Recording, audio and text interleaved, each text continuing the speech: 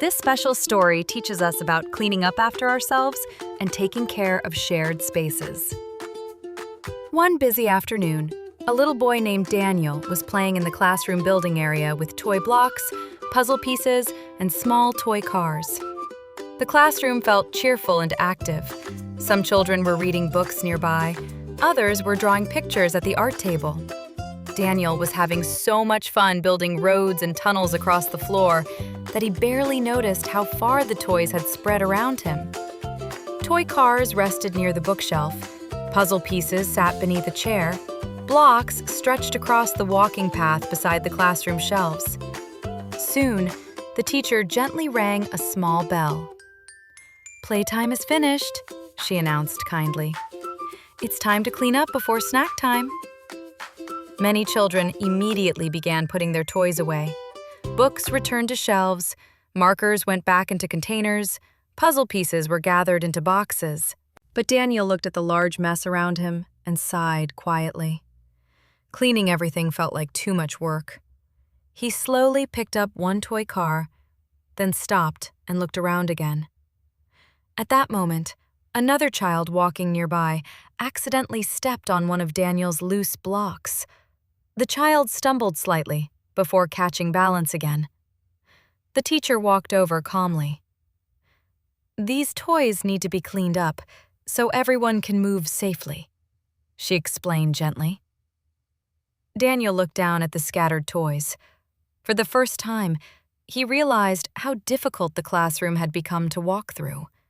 The floor no longer looked safe or organized. Daniel felt embarrassed. He had been thinking only about playing, not about the space everyone shared together.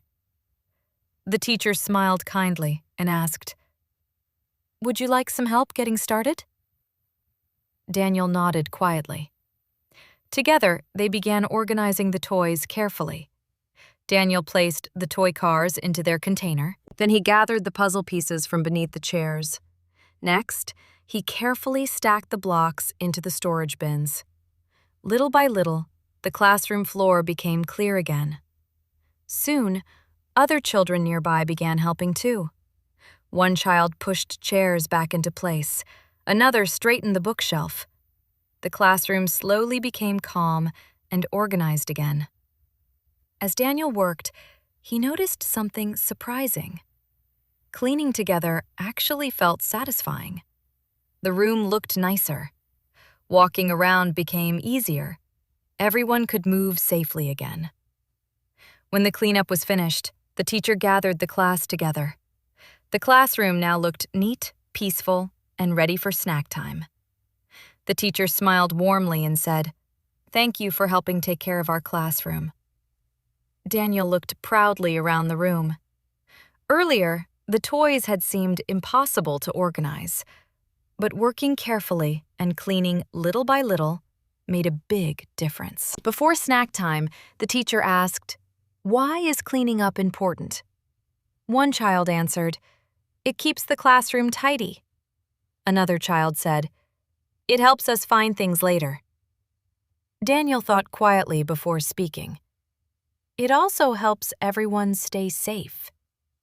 The teacher nodded proudly. "That's exactly right."